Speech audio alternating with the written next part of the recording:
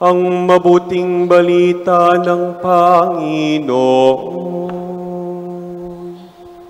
Pinupuri ka namin, Panginoong Jesucristo. Magsipo po ang lahat. Muli po, palakpakan po natin ang Panginoong Jesucristong muling nabuhay. At batiin niyo nga po ang inyong katabi ng Happy Easter. Ayan. Diba? Talagang namang dapat talagang gising tayong lahat at buhay sapagkat ang Panginoon natin ay buhay na buhay. Amen po ba? Amen. Ayan. At nakakatuwa ngayong umaga na ito, tayo po ay punong-puno dito po sa ating bahay dalanginan.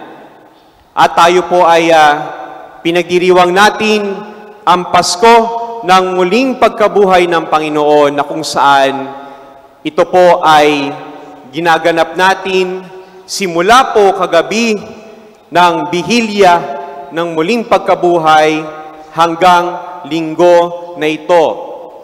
At sa puntong ito, tayo po ay pinagdiriwang naman natin ang ating pong tinatawag na salubong. At sa tagpong ito, ako din, pumiyok din ako. Sobrang aga namin ng gising. Narito ang tinatawag natin na babaeng nagsalita sa ating Panginoon at ang sabi, mapalad ang umaruga sa iyo at nagpasuso sa iyo. Marahil itong babaeng ito ay sinasabi nating babaeng naakit at gustong-gusto at naiinggit sa ina ni Jesus. At sa sandaling iyon, sumagot ang ating Panginoong Jesus at ang sabi, higit na mapalad ang mga nakikinig sa salita ng Diyos at tumutupad ito. Ang sabi din sa pagbisita ni Maria kay Elizabeth, kung alam niyo yun, ang sabi ni Elizabeth, mapalad ang naniniwalang magaganap ang mga sinabi sa kanya ng Panginoon. Ngayon, kaugnay ng ating pinagninilayang mabuting balita nga ngayon, ay yung pagdiriwang nga natin ng salubong na isinasagawa natin taon-taon sa buong bansa. At ang tanong, bakit nga po ba may ganitong salubong? Hindi ba si Jesus ay nagpakita lamang nagpakita muna kay Maria Magdalena? Nasa Biblia po ba ang tagpong ito? Una, ang salubong po ay ang ipinagdiriwang natin upang ipakita ang maligayang pagkikita ni Jesus sa kanyang ina na si Maria. At maaari pong ito'y galing sa tinatawag nating banal na pagsasanay ni San Ignacio ng Loyola. At ito din ay may Pilipinong understanding o yung pag-unawa na ang Kristong muling nabuhay ay una munang nagpakita sa kanyang namimighating ina. At para sa ating mga Pilipino nga po, ito ay katanggap-tanggap, makatotohanan, very human. At tayo bilang mga Pilipino, tayo po ay attached, lalo na po sa ating pong mga,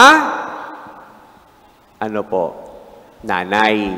Di ba makaina po tayo kadalasan? Hindi ko naman sinasabing marahil yung iba sa inyo makaama.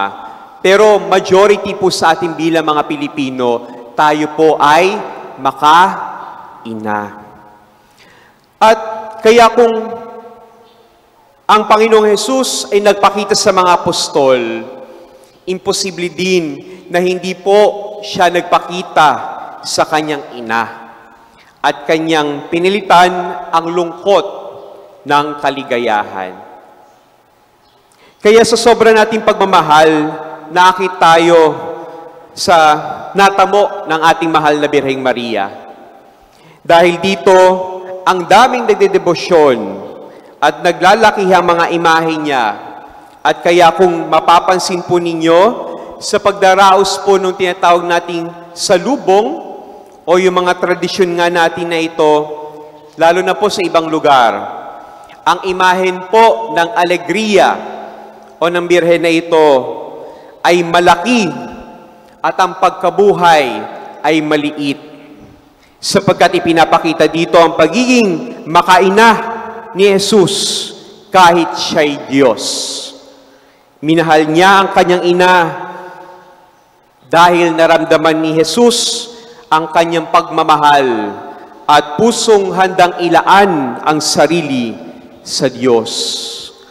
Kaya rin si Maria ay naging mapalad dahil sinunod niya ang kalooban ng Diyos at tayo din bilang mga binyagang Katoliko, marapat lang na tayo ay sumunod at tumupad sa pangako, lalo na po sa ating tinanggap sa sakramento ng binyag.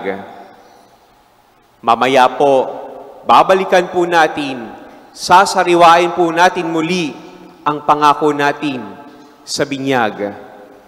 At itong binyag na ito ang magbabalik muli sa ating pakikipagrelasyon sa Diyos.